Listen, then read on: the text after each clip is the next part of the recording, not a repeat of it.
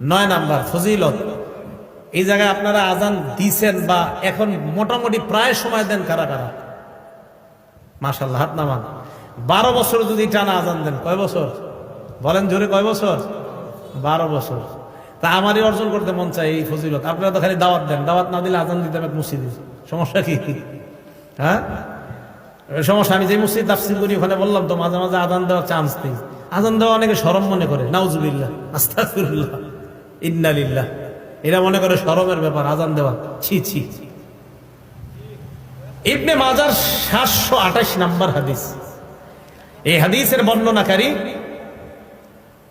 আব্দুল্লাহ ইবনে ওমর রাদিয়াল্লাহু তাআলা আনহুমা, তিনি বলেন ক্বালা রাসূলুল্লাহ সাল্লাল্লাহু আলাইহি ওয়াসাল্লাম, আল্লাহ নবী বলেন, মান আযানা সিনতাই আশারাতা সানাতান, কেউ যদি 12 বছর টানা আজান দেয়, জুড়ে বলেন কয় বছর?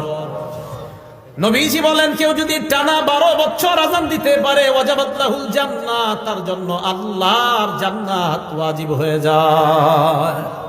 কয় বছর? 12 বছর টানা আজান দিলে জান্নাত ওয়াজিব। আজান দিবেন তো? আজানের ফজিলত সবাই সবাই, ইমাম সাহেবরাও চেষ্টা করেন, খতিব সাহেবরাও চেষ্টা করেন, উলামায়ে কেরাম যারা আছেন মাঝে মাঝে ফজিলত তো আমগো দরকার আছে।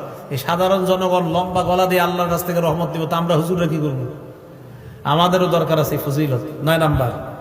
10 নাম্বার, এটা আজীব এক ফজিলত।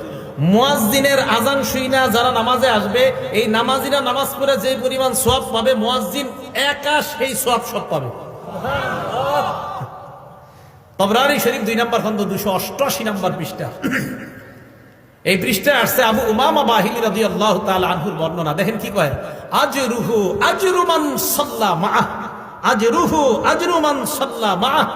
মুয়াজ্জিনের প্রতিদান ওই পরিমাণ যেই পরিমাণ মুসল্লি তার সাথে নামাজ পড়েছে, তারা যেই পরিমাণ সওয়াব পাবে, মুয়াজ্জিন ওই পরিমাণ সওয়াব আল্লাহর কাছ থেকে পাবে। তাহলে আজান আর দিন না, নাকি দিবেন? ইনশাআল্লাহ আজান সবাই দেওয়ার চেষ্টা করবেন, সহি শুদ্ধভাবে আলেমদের কাছ থেকে শিখবেন, শিখার পর আজান দেওয়ার চেষ্টা করবেন। আল্লাহ আজানের এই ফজিলতগুলা, ফাজাইলগুলা আমাদের সকলকে অর্জন করার তৌফিক দান করেন। তাহলে আজান দেওয়ার চেষ্টা আমরা ইনশাআল্লাহ করবো। চান্স দিব তো ইনশাআল্লাহ? আসলে সত্যি করে মন থেকে বলেন তো, কাদের কাদের এখন মনে হইতেছে না ইনশাআল্লাহ এই ফজিলতটা আমরা অর্জন করা দরকার? সত্যি সত্যি দরকার তো এই আমলটা কইরেন।